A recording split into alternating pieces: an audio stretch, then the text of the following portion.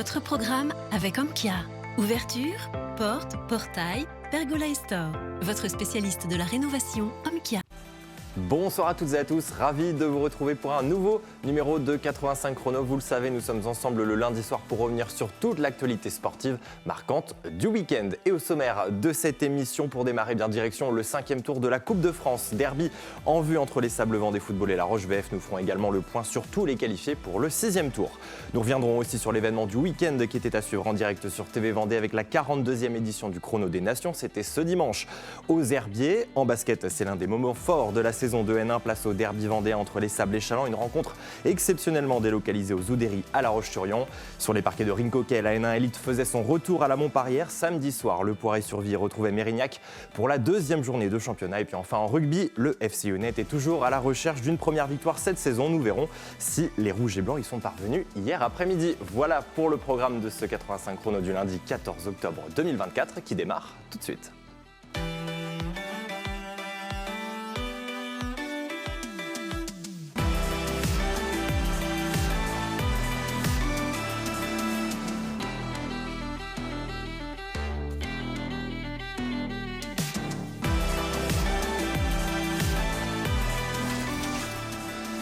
Avant de démarrer notre tour d'horizon des images du week-end, nos premières pensées en ce lundi soir sont en direction de l'AS La Châtaigneraie Vendée Football. En fin de semaine dernière, par un message publié sur ses réseaux sociaux, le club a annoncé le décès de son joueur, Alexis Lescaille. Ce dernier avait été victime d'une rupture d'anévrisme le samedi 5 octobre en plein match alors qu'il s'apprêtait à tirer un coup franc.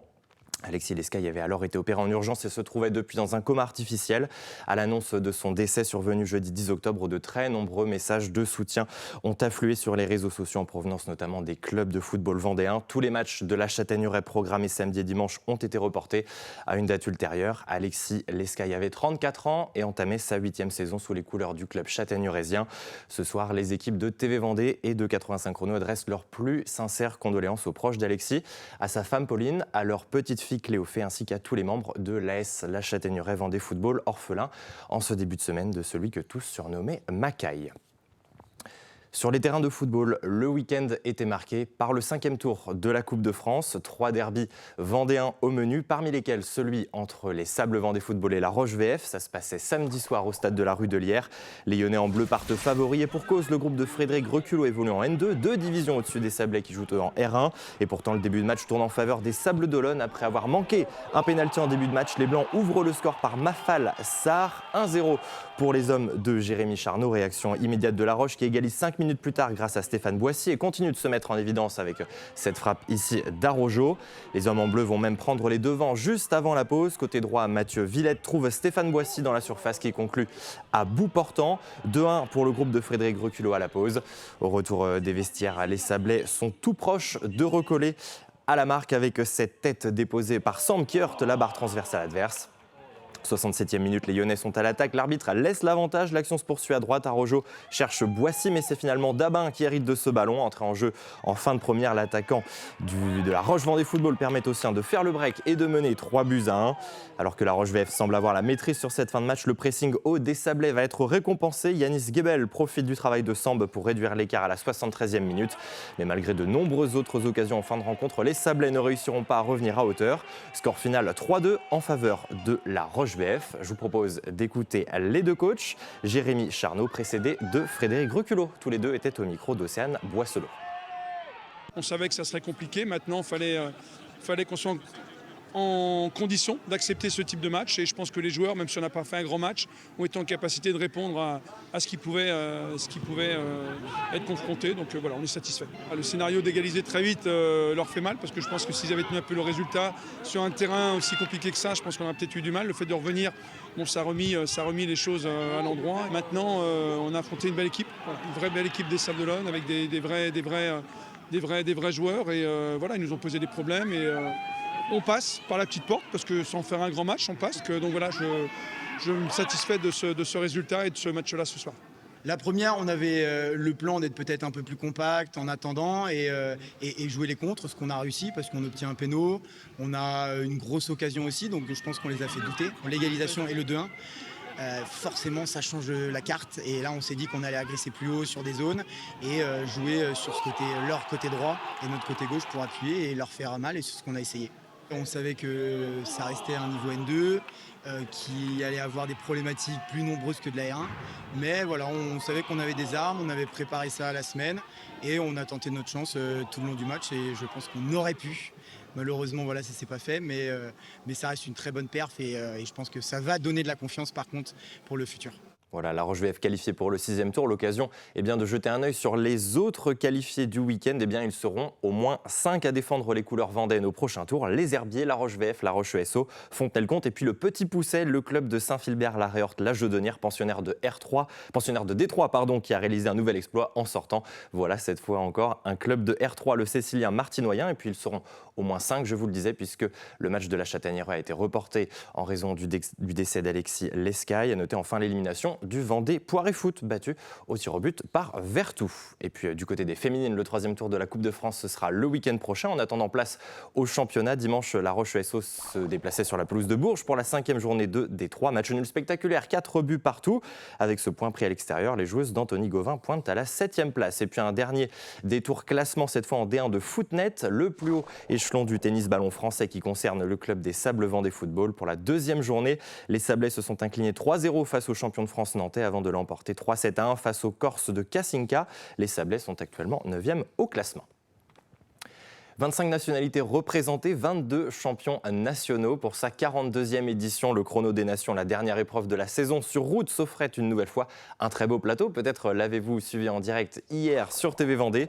En début d'après-midi, c'est un parcours de 45 km 430 qui attendait les hommes élites, avec des passages entre Saint-Paul-en-Paray, Le Boupère, Saint-Prouan et Mouchamp. Départ et arrivée des Herbiers, une épreuve qui a souri aux spécialistes du contre-la-montre, le Suisse Stefan Kung, déjà vainqueur en 2021 et 2022. Le coureur de la Groupama FDJ s'impose pour la 3e fois de sa carrière en Vendée et devance de 4 secondes l'Australien Jay Vine et de 5 secondes le Danois Johan Price Petersen.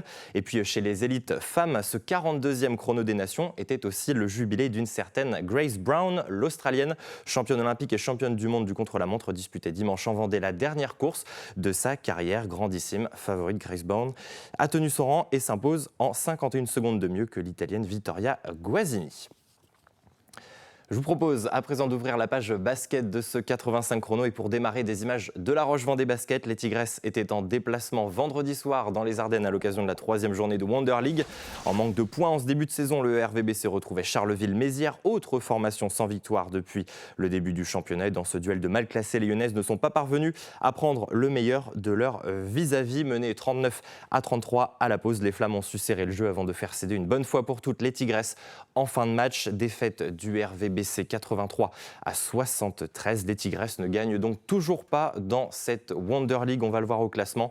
Après 3 journées, les joueuses de Manu Body sont 12e et dernière. Prochain rendez-vous, ce sera aux Oudéry à la maison, donc face à Bourges ce dimanche après-midi. Et puisque l'on parle des Oudéry, bien pourquoi ne pas y rester? C'est là-bas qu'était exceptionnellement délocalisé vendredi soir le derby de National 1 masculine en basket, l'une des affiches de cette saison. Un choix des Sablais de s'exporter hors de leur salle beau séjour, et ce pour permettre à un plus large public de venir assister à la rencontre. D'entame, le VCB s'appuie sur son nouvel arrière Randall Haynes à droit au shoot et son pivot Luka Nikolic, précieux dans la raquette. Après 10 minutes, les Chalandais mènent 23-18. Dans le deuxième quart-temps, les Sablais en blanc, vous le voyez, bien emmenés par leur capitaine Le Sort, reviennent rapidement en hauteur et prennent même pour la toute première fois de la partie les commandes à 2 minutes de la pause. Mais voilà, Clément Morel et Randall Haynes en profitent pour en remettre un peu plus et permettre au VCB de rentrer au vestiaire en tête à la pause, 39-35.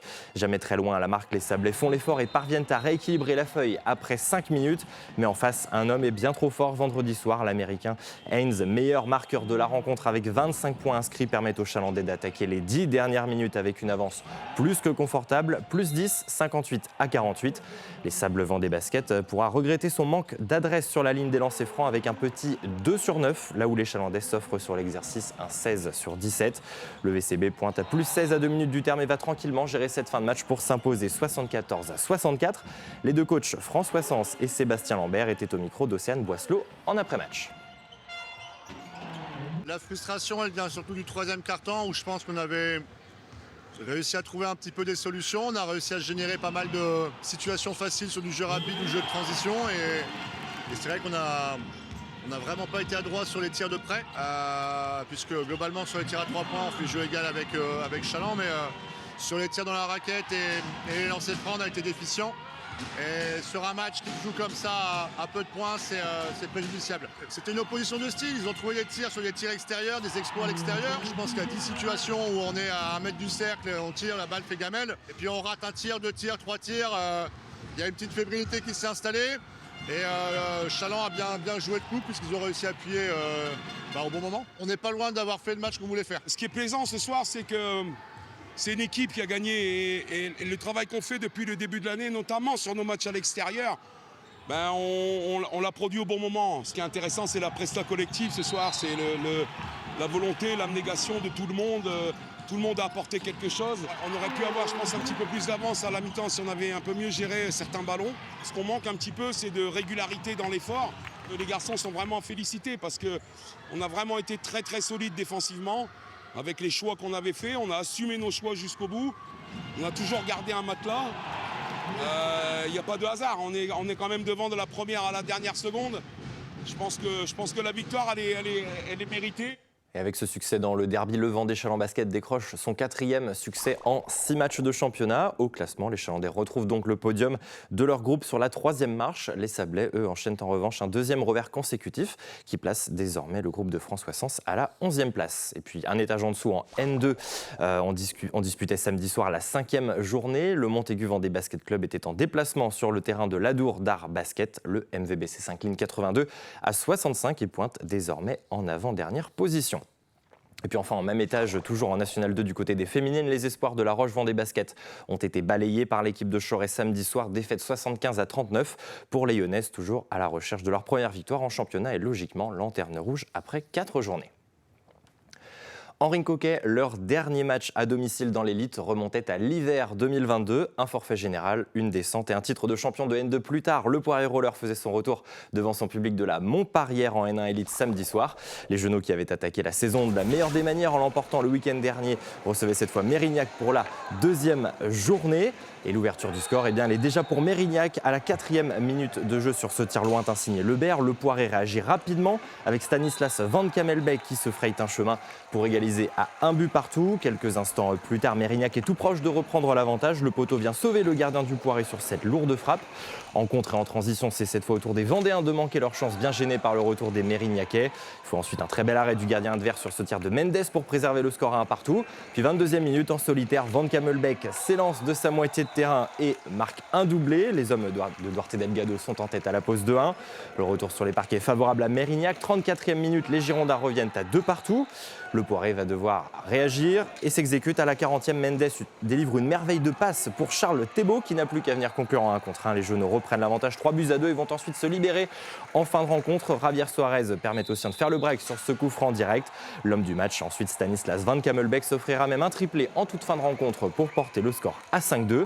Score final 5-2 donc. Je vous propose d'écouter la réaction des deux coachs, à commencer par celle de Duarte Delgado, entraîneur-joueur du Poiré Survie. On est très content parce que c'était le premier match à la maison. On voulait surtout faire un match positif. Déjà pour tout le public vient voir les premiers contacts avec l'équipe. On savait que Mérignac fait partie aussi des équipes que nous, on trouve qu'on peut compétir avec eux. C'est une équipe qui va jouer un peu les mêmes places que nous. Donc voilà, on a préparé le match, on savait bien qu'est-ce que Mérignac faisait, où ils sont dangereux.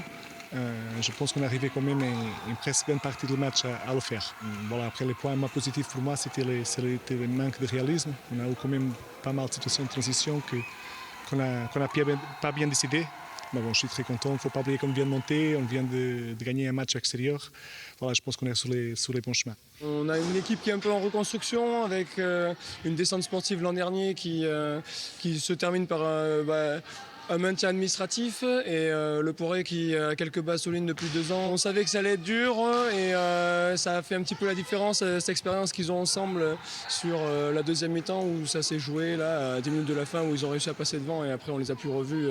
Ça a été bien compliqué pour nous. Donc oui, déçus parce qu'on espérait ramener un point ou des points même d'ici. Mais voilà, ils ont été meilleurs ce soir, il va falloir travailler pour le prochain match maintenant. Et avec 2 victoires en 2 matchs, les Genoux pointent à la 2e place du classement de la N1 Elite. Le Poré Roller devance de 3 longueurs l'équipe de la Vendéenne qui est allée faire match nul samedi soir sur le parquet de Lyon. 4 buts partout. Les hommes de Marc Salécru comptabilisent 4 unités après cette 2e journée. Et puis 2 résultats de handball à vous communiquer. D'abord en N1 féminine, jour et horaire assez inhabituel pour la Roche-Vendée Handball qui affrontait hier à 14h Nantes. Le RVHB l'emporte 27-21 et signe un 3e succès en 5 rencontres. Les Lyonnaises sont 6e et puis une division en dessous en National 2 masculine. Pouzauges s'incline sur la plus petite des marges samedi soir devant son public de l'Étoile. Défaite 31-32 pour les joueurs de Steve Berger qui quittent le podium à l'issue de cette 4e journée. Puis allez, je vous en parlais dans le sommaire de cette émission. Toujours en quête de son premier succès de la saison, le FC Lyonnais retrouvait les terrains de Fédéral 2 dimanche après-midi. Face aux Vendéens, c'est le Maison Lafitte Saint-Germain-Poissy Rugby qui se présentait au stade Henri Desgranges. Initialement programmé à 15h15, le coup d'envoi n'a eu lieu qu'à 16h30 passé. La raison, une crevaison du bus des visiteurs. Conséquence, l'échauffement des Franciliens a été assez bref et cela s'est remarqué d'entrée puisque le FCY signe un premier essai dès la 5e minute par Nava Ballet. Les visiteurs vont inscrire leur premier point sur cette pénalité de Chauvel. 5-3, 12e minute de jeu. Le jeu penche à gauche, tout proche de la ligne d'en but adverse. Le FCY renverse et vient conclure un très beau mouvement collectif par Moses Pepa qui porte le score à 10-3. À la demi-heure, les Vendéens inscrivent leur 3e essai de cette première période sur cette solide percée de Pierre Thibault. 17 puis 19-3 grâce aux 2 points de la transformation. 40 premières minutes quasi parfaites que les Rouges et Blancs parachèvent avec un 4e essai. Il est une nouvelle fois l'œuvre de Moses Pepa, l'ailier parfaitement servi par Dylan Hurto. Dynamite le côté droit et vient inscrire son second essai du match 24-3 à la pause. Mais en rugby, on le sait, tout peut aller très vite. Le Maison Lafitte Saint-Germain-Poissy Rugby réduit l'écart d'entrée sur cet essai à la 41e minute, 24-8. À la 50e, le FCY parvient de nouveau à créer la différence. Demeul Mester profite des largesses de la défense francilienne pour trouver Eddy Vincent Martinez qui transforme. 31-8. En fin de rencontre, le FCY avait plus indiscipliné, 2 cartons jaunes et les visiteurs s'engouffrent dans la brèche pour réduire l'écart à 15 contre 13 par 2 fois. Mais la victoire est bien là tout de même pour les joueurs de Jérémy Luçon. Succès 31-20. Le coach des Lyonnais que je vous propose de retrouver, micro de Thibaut Grasset. Aujourd'hui, Maison Lafitte a eu des problèmes pour venir jusqu'à La Roche, donc félicitations à eux d'avoir pu maintenir cette intensité de match aussi. Pour nous, on était dans l'optique de mettre beaucoup de rythme, beaucoup de rythme au début de match. C'est ce qu'on essaie de faire, on ne s'est pas trouvé forcément surtout. Et au final, c'était plutôt intéressant. Et malheureusement, j'ai envie de dire qu'on a une deuxième mi-temps, surtout 20 dernières minutes, on fait des fautes très bêtes, qui fait qu'au final on avait le bonus offensif et qu'on l'a pas en fait. Donc très frustré en fait de cet après-midi. On voulait aller chercher plus aujourd'hui et un peu déçu de cette finale là où en fait en 20 minutes on joue à 13 et forcément à 13 ils marquent 2 essais et voilà quoi. Donc félicitations à eux et nous à nous de bosser pour aller chercher une victoire à Surgères la semaine prochaine. Le truc c'est qu'avec les 11 heures de déplacement avec le problème de bus, on n'a eu qu'un quart d'heure pour s'échauffer. Ce qui fait que la routine habituelle, c'est plus 30-40 minutes et on a mis 25 minutes à se mettre dans le match. Et il y avait déjà 21 points plus l'adversaire. Une fois qu'on a eu le rythme, on a rivalisé et c'est ces 20 minutes qui nous font vraiment défaut. Déjà à la mi-temps, on a réussi à trouver 2-3 failles qui pouvaient nous faire attaquer la deuxième mi-temps plus facilement. Point de bonus, dommage qu'il ne nous soit pas accordé, parce que ça aurait mérité, le match, je pense, mérite le point de bonus vu la deuxième mi-temps qu'on fait.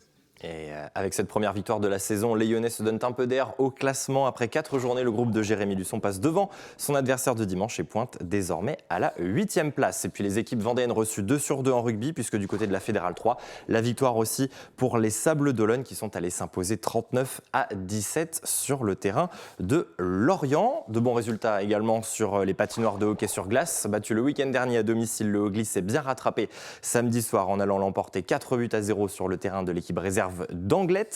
Et puis, avant de se quitter, un dernier résultat, cette fois en water-polo. Le water-polo lyonnais faisait ses grands débuts en National 3 ce week-end avec la réception du cercle Paul Bert à Rennes. Samedi soir, à la piscine Arago, les Vendéens s'inclinent très largement sur le score de 3-17 pour cette première journée de championnat.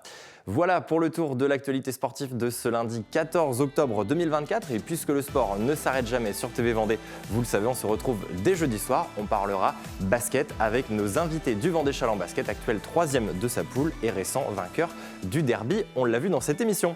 Voilà, d'ici là, très belle fin de soirée à toutes et à tous et belle semaine sur TV Vendée.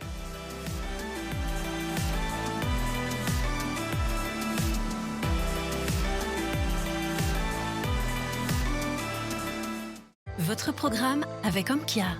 Ouverture, porte, portail, pergola et store. Votre spécialiste de la rénovation, Omkia.